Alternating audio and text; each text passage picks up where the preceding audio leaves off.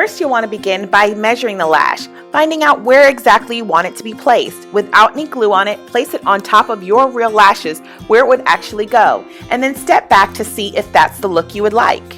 Next, we're going to take off the lash and actually apply the glue.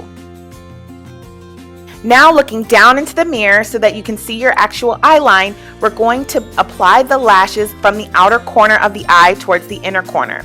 First, start by applying the outer corner of the eye on top of the last lash on your eye, and then step by step, section by section, pushing the eyelash onto the eye line.